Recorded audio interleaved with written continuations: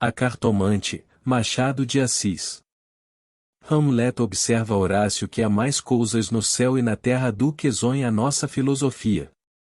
Era a mesma explicação que dava a bela Rita ao moço Camilo, numa sexta-feira de novembro de 1869, quando este ria dela, por ter ido na véspera consultar uma cartomante. A diferença é que o fazia por outras palavras. Ria, ria. Os homens são assim, não acreditam em nada. Pois saiba que fui, e que ela adivinhou o motivo da consulta, antes mesmo que eu lhe dissesse o que era. Apenas começou a botar as cartas, disse-me: a senhora gosta de uma pessoa. Confessei que sim, e então ela continuou a botar as cartas, combinou-as, e no fim declarou-me que eu tinha medo de que você me esquecesse, mas que não era verdade. Errou. Interrompeu Camilo, rindo. Não diga isso, Camilo. Se você soubesse como eu tenho andado, por sua causa. Você sabe, ou já lhe disse. Não ria de mim, não ria. Camilo pegou-lhe nas mãos, e olhou para ela sério e fixo. Jurou que lhe queria muito, que os seus sustos pareciam de criança, e em todo o caso, quando tivesse algum receio, a melhor cartomante era ele mesmo.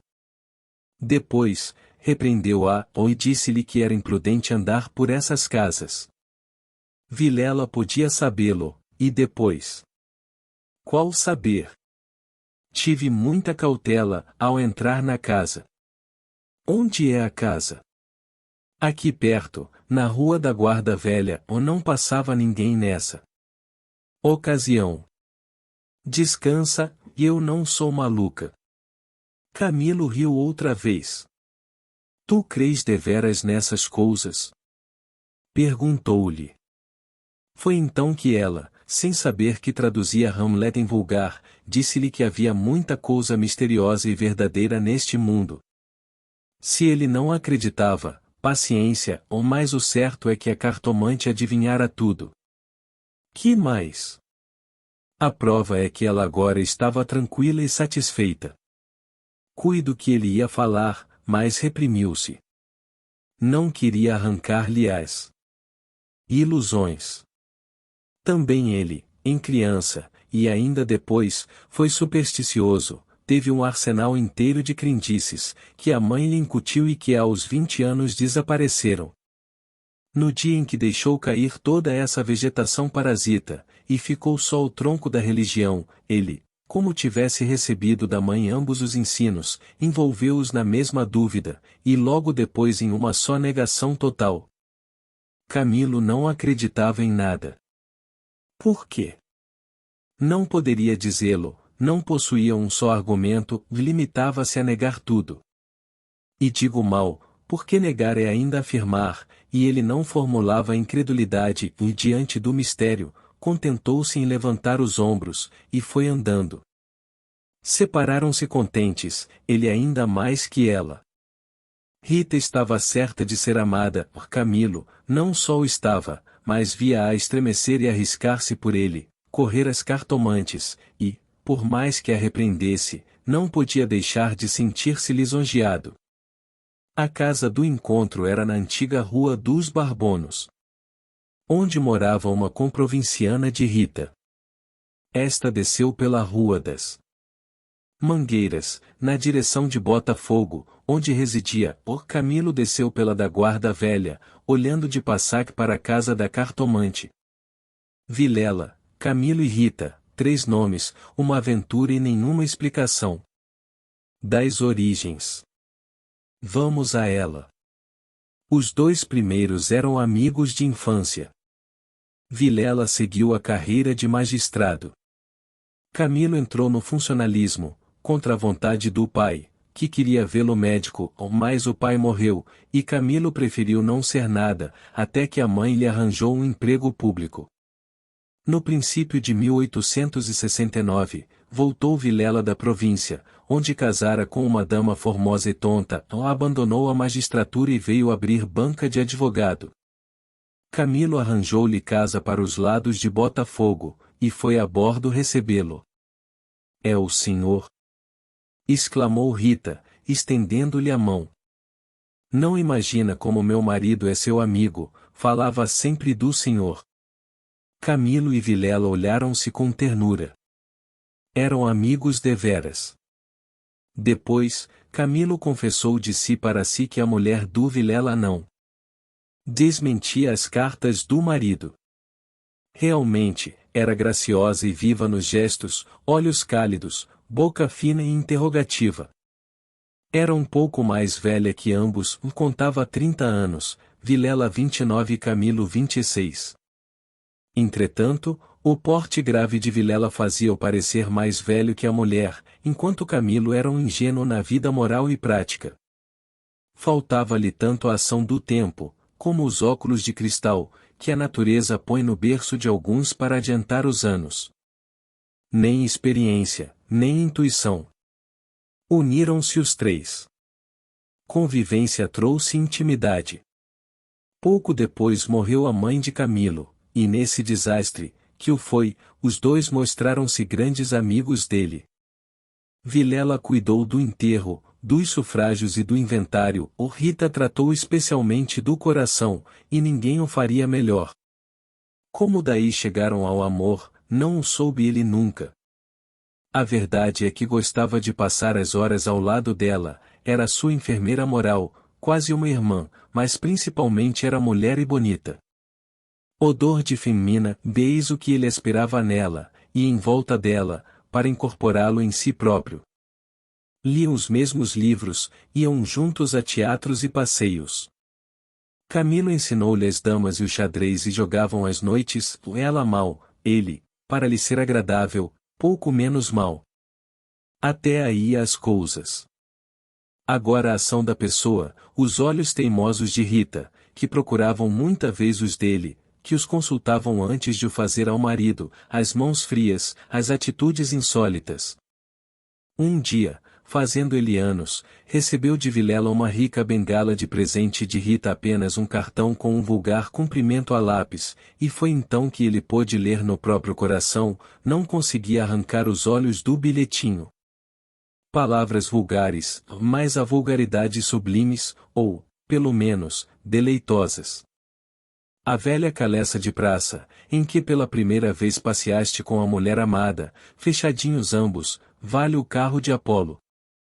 Assim é o homem, assim são as coisas que o cercam. Camilo quis sinceramente fugir, mas já não pôde. Rita, como uma serpente, foi-se acercando dele, envolveu-o todo, fez-lhe estalar os ossos num espasmo, e pingou-lhe o veneno na boca. Ele ficou atordoado e subjugado. Vexame, sustos, remorsos, desejos, tudo sentiu de mistura, mas a batalha foi curta e a vitória delirante. Adeus, escrúpulos. Não tardou que o sapato se acomodasse ao pé, e aí foram ambos, estrada fora, braços dados, pisando folgadamente por cima de ervas e pedregulhos, sem padecer nada mais que algumas saudades, quando estavam ausentes um do outro. A confiança e estima de Vilela continuavam a ser as mesmas. Um dia, porém, recebeu Camilo uma carta anônima, que lhe chamava imoral e pérfido, e dizia que a aventura era sabida de todos. Camilo teve medo, e, para desviar as suspeitas, começou a rarear as visitas à casa de Vilela. Este notou-lhe as ausências. Camilo respondeu que o motivo era uma paixão frívola de rapaz. Candura gerou astúcia. As ausências prolongaram-se, e as visitas cessaram inteiramente. Pode ser que entrasse também nisso um pouco de amor próprio, uma intenção de diminuir os obséquios do marido, para tornar menos dura a leivosia do ato. Foi por esse tempo que Rita, desconfiada e medrosa, correu à cartomante para consultá-la sobre a verdadeira causa do procedimento de Camilo. Vimos que a cartomante restituiu-lhe a confiança, e que o rapaz repreendeu-a por ter feito o que fez. Correram ainda algumas semanas. Camilo recebeu mais 2 ou 3 cartas anônimas, tão apaixonadas, que não podiam ser advertência da virtude, mas despeito de algum pretendente, Tal foi a opinião de Rita, que, por outras palavras mal compostas, formulou este pensamento. A virtude é preguiçosa e avara, não gasta tempo nem papel, só o interesse é ativo e pródigo. Nem por isso Camilo ficou mais sossegado, temia que o anônimo fosse ter com Vilela, e a catástrofe viria então sem remédio. Rita concordou que era possível. Bem, disse ela, e eu levo os sobrescritos para comparar a letra com as das cartas que lá aparecerem, se alguma for igual, guardo-a e rasgo-a. Nenhuma apareceu, ou mais daí a algum tempo Vilela começou a mostrar-se sombrio, falando pouco, como desconfiado. Rita deu-se pressa em dizê-lo ao outro, e sobre isso deliberaram. A opinião dela é que Camilo devia tornar a casa deles, tatear o marido, e pode ser até que lhe ouvisse a confidência de algum negócio particular. Camilo divergia, ou a aparecer depois de tantos meses era confirmar a suspeita ou denúncia. Mais valia acautelarem-se, sacrificando-se por algumas semanas. Combinaram os meios de se corresponderem, em caso de necessidade, e separaram-se com lágrimas. No dia seguinte, estando na repartição, recebeu Camilo este bilhete de Vilela: vem já, à nossa casa, preciso falar-te sem demora. Era mais de meio-dia. Camilo saiu logo, na rua, advertiu que teria sido mais natural chamá-lo ao escritório, porque em casa. Tudo indicava matéria especial, e a letra, fosse realidade ou ilusão, afigurou-se-lhe trêmula. Ele combinou todas essas coisas com a notícia da véspera. Vem já, à nossa casa, preciso falar-te sem demora, repetia ele com os olhos no papel. Imaginariamente, viu a ponta da orelha de um drama, Rita subjugada e lacrimosa, Vilela indignado, pegando da pena e escrevendo o bilhete, certo de que ele acudiria, e esperando-o para matá-lo. Camilo estremeceu, tinha medo, depois sorriu amarelo, e em todo caso repugnava-lhe a ideia de recuar, e foi andando. De caminho, lembrou-se de ir à casa, podia achar algum recado de Rita, que lhe explicasse tudo. Não achou nada, nem ninguém. Voltou à rua, e a ideia de estarem descobertos parecia-lhe cada vez mais verossímil, ou era natural uma denúncia anônima, até da própria pessoa que o ameaçara antes, podia ser que Vilela conhecesse agora tudo. A mesma suspensão das suas visitas, sem motivo aparente, apenas com um pretexto fútil, viria confirmar o resto. Camilo ia andando inquieto e nervoso. Não relia o bilhete, mas as palavras estavam decoradas, diante dos olhos, fixas, ou então, o que era ainda pior, eram-lhe murmuradas ao ouvido, com a própria voz de Vilela. Vem já, à nossa casa, preciso falar-te sem demora. Ditas assim, pela voz do outro, tinham um tom de mistério e ameaça. Vem, já, para quê? Era perto de 1 hora da tarde. A comoção crescia de minuto a minuto. Tanto imaginou o que se iria passar, que chegou a crê-lo e vê-lo. Positivamente, tinha medo. Entrou a cogitar em ir armado, considerando que, se nada houvesse, nada perdia, e a precaução era útil. Logo depois rejeitava a ideia, vexado de si mesmo, e seguia, picando o passo, na direção do Largo da Carioca, para entrar num tílburi. Chegou, entrou e mandou seguir a trote largo. Quanto antes, melhor, pensou ele, ou não posso estar assim. Mas o mesmo trote do cavalo veio agravar-lhe a comoção. O tempo voava, e ele não tardaria em testar com o perigo. Quase no fim da Rua da Guarda Velha, o tílburi teve de parar, a rua estava atravancada com uma carroça, que caíra. Camilo, em si mesmo, estimou o obstáculo, e esperou. No fim de 5 minutos, reparou que ao lado, à esquerda, ao pé do tílburi, ficava a casa da cartomante, a quem Rita consultara uma vez, e nunca ele desejou tanto crer na lição das cartas. Olhou, viu as janelas fechadas, quando todas as outras estavam abertas e pejadas de curiosos do incidente da rua. Dir-se-ia a morada do indiferente destino. Camilo reclinou-se no tílburi, para não ver nada. A agitação dele era grande, extraordinária, e do fundo das camadas morais emergiam alguns fantasmas de outro tempo, as velhas crenças, as superstições antigas. O cocheiro propôs-lhe voltar à primeira travessa, e ir por outro caminho, ele respondeu que não, que esperasse. E inclinava-se para fitar a casa. Depois fez um gesto incrédulo, vera a ideia de ouvir a cartomante, que lhe passava ao longe, muito longe, com vastas asas cinzentas, e desapareceu, reapareceu, e tornou a esvair-se no cérebro, ou mais daí a pouco moveu outra vez as asas, mais perto, fazendo uns giros concêntricos. Na rua, gritavam os homens. Safando a carroça. Anda. Agora. Empurra. Vá. Vá. Daí a pouco estaria removido o obstáculo. Camilo fechava os olhos. Pensava em outras coisas, mas a voz do marido sussurrava-lhe a orelhas as palavras da carta: vem, já, já. E ele via as contorções do drama e tremia. A casa olhava para ele. As pernas queriam descer e entrar. Camilo achou-se diante de um longo véu opaco e pensou rapidamente no inexplicável de tantas coisas. A voz da mãe repetia-lhe uma porção de casos extraordinários, e a mesma frase do príncipe de Dinamarca reboava-lhe dentro: vá mais coisas no céu e na terra do que sonha a filosofia.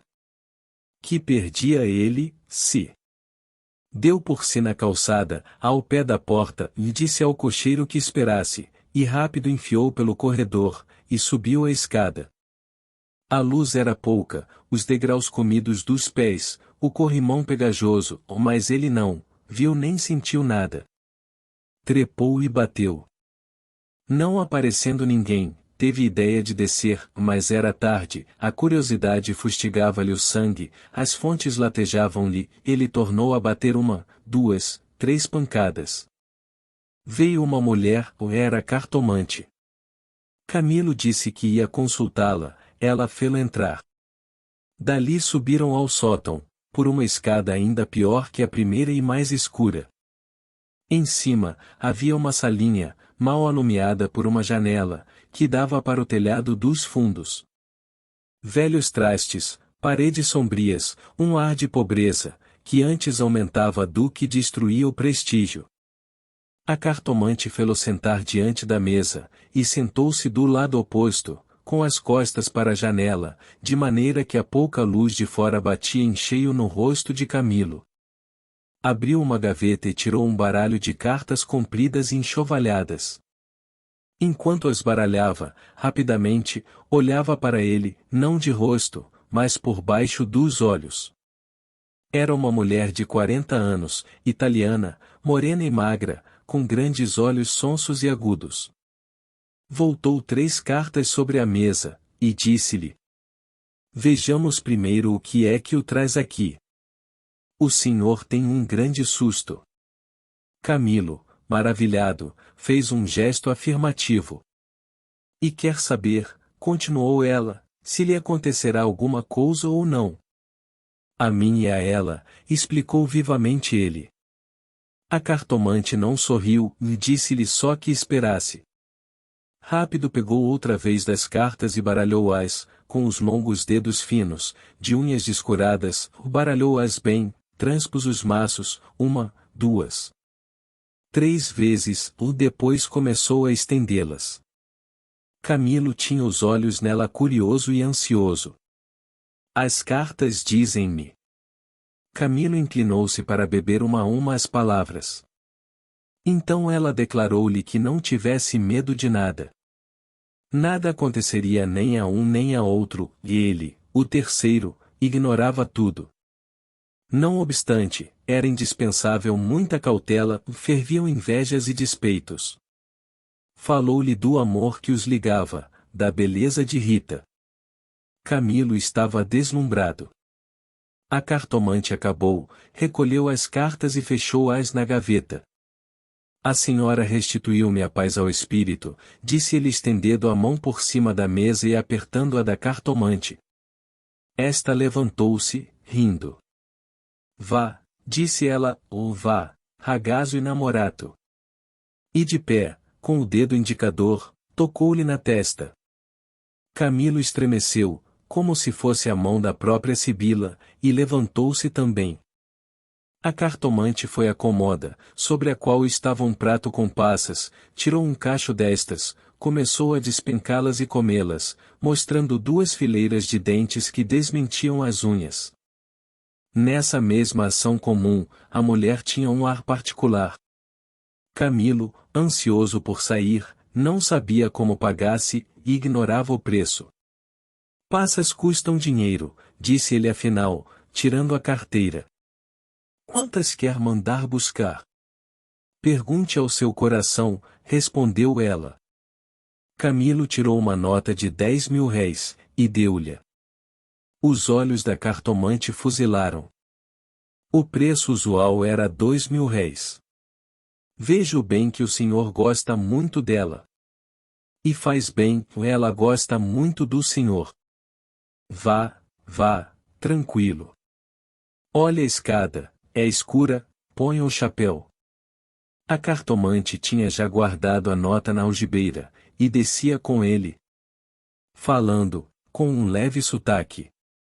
Camilo despediu-se dela embaixo, e desceu a escada que levava à rua, enquanto a cartomante, alegre com a paga, tornava acima, cantarolando uma barcarola. Camilo achou o Tilbury esperando, a rua estava livre. Entrou e seguiu a trote largo. Tudo lhe parecia agora melhor, as outras coisas traziam outro aspecto, o céu estava límpido e as caras joviais. Chegou a rir dos seus receios, que chamou pueris, recordou os termos da carta de Vilela e reconheceu que eram íntimos e familiares. Onde é que ele lhe descobrira a ameaça? Advertiu também que eram urgentes, e que fizera mal em demorar-se tanto, podia ser algum negócio grave e gravíssimo. Vamos, vamos depressa, repetia ele ao cocheiro. E consigo, para explicar a demora ao amigo, engenhou qualquer coisa, parece que formou também o plano de aproveitar o incidente para tornar a antiga assiduidade. De volta com os planos, reboavam-lhe na alma as palavras da cartomante. Em verdade, ela adivinhara o objeto da consulta, o estado dele, a existência de um terceiro, por que não adivinharia o resto? O presente que se ignora vale o futuro. Era assim, lentas e contínuas, que as velhas crenças do rapaz iam tornando ao de cima, e o mistério empolgava-o com as unhas de ferro. Às vezes queria rir, e ria de si mesmo, algo vexado. Mas a mulher, as cartas, as palavras secas e afirmativas, a exortação, vá, vá, ragazzo inamorato, e no fim, ao longe, a barcarola da despedida, lenta e graciosa, tais eram os elementos recentes, que formavam, com os antigos, uma fé nova e vivaz. A verdade é que o coração ia alegre e impaciente, pensando nas horas felizes de outrora e nas que haviam de vir. Ao passar pela glória, Camilo olhou para o mar, estendeu os olhos para fora, até onde a água e o céu dão um abraço infinito, e teve assim uma sensação do futuro, longo, longo, interminável. Daí a pouco chegou à casa de Vilela. Apeou-se, empurrou a porta de ferro do jardim e entrou. A casa estava silenciosa. Subiu os 6 degraus de pedra, e mal teve tempo de bater, a porta abriu-se, e apareceu-lhe Vilela. Desculpa, não pude vir mais cedo, que há? Vilela não lhe respondeu, tinha as feições decompostas, fez-lhe sinal, e foram para uma saleta interior. Entrando, Camilo não pôde sufocar um grito de terror, vá ao fundo sobre o canapé, estava Rita morta e ensanguentada. Vilela pegou-o pela gola, e, com 2 tiros de revólver, estirou o morto no chão. Fim.